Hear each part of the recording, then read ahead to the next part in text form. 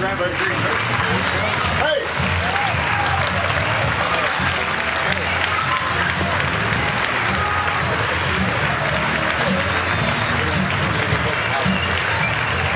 Thank you.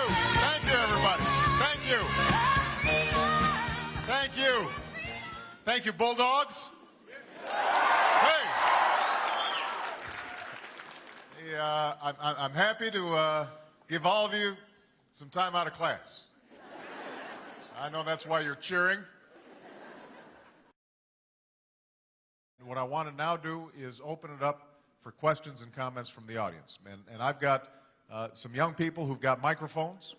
So there are no rules here. Nobody's been screened. I don't have any plants in the audience. The only thing I ask is that you raise your hand. If you're physically able, you stand up, you introduce yourself, and the only other rule is I'm the only one who's allowed to make a speech.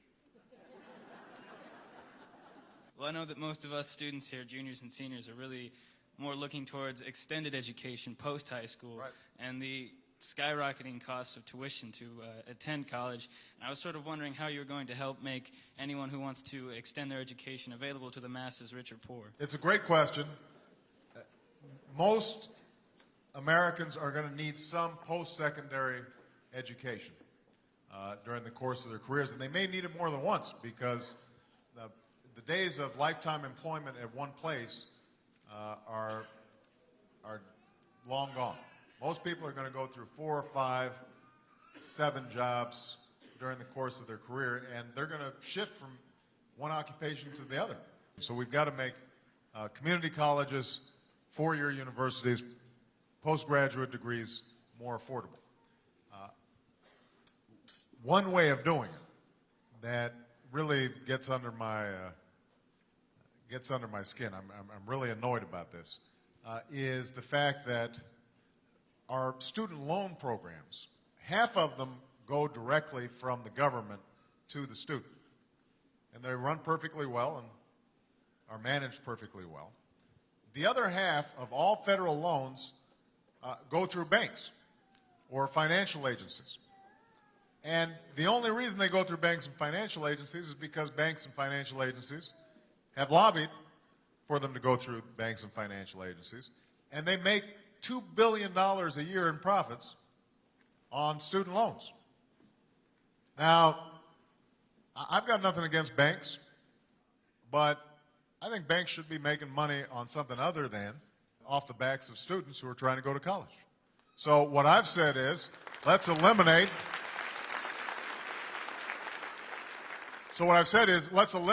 the intermediary, take that $2 billion to lower interest rates or to create more grants.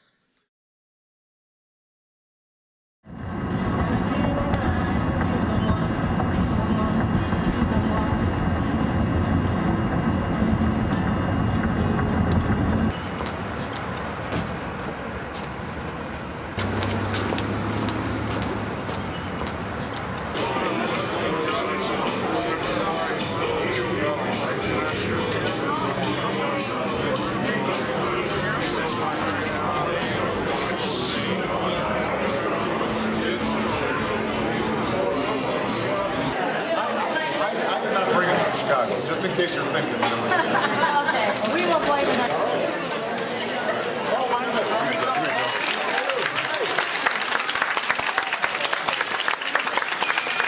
Ladies and gentlemen, please join me in giving a warm Humboldt County welcome to Senator Barack Obama.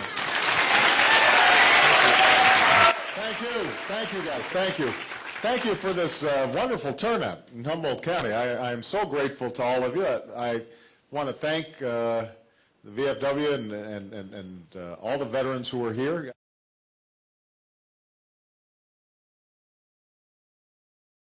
As president, you don't send troops in unless you've got a clear mission based on a sober assessment, understanding that no war is easy. And one of the reasons I opposed this war was when people started saying, you know what, we're going to be going in there and greeted like liberators, and we only need a couple 100,000 troops, and that gave me a sense of people not thinking through the consequences of war and the cost of war. And so as Commander-in-Chief, my job is to think in terms of, if I'm sending my son or daughter over there, would I still send them over there? And there are going to be circumstances like Afghanistan, taking out the Taliban, where I would send my own children there, because I think it would be the right thing to do. Iraq was a war of choice, and I think it was a bad decision. And I think we honor our troops by making sure that we get it right when we send them in. Dodge is 19, Dakota City is 2 miles to the left.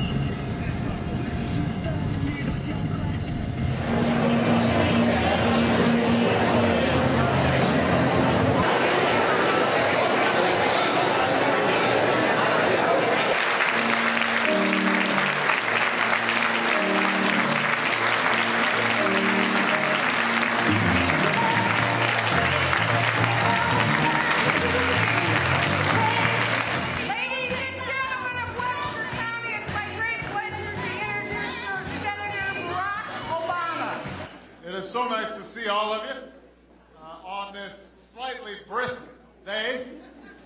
I thought spring was supposed to be here by now, but it hasn't sprung yet, although I'm from Chicago, so I'm accustomed to this kind of weather. Our attitude is spring doesn't come until May 15th.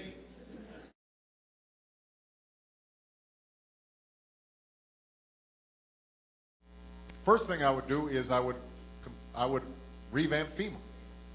FEMA is an example of what happens when you have political hacks in jobs that used to be professional. So that's step number one. Step number two is that we have to rethink how we deal with these major natural catastrophes in terms of assistance to people, because FEMA is designed for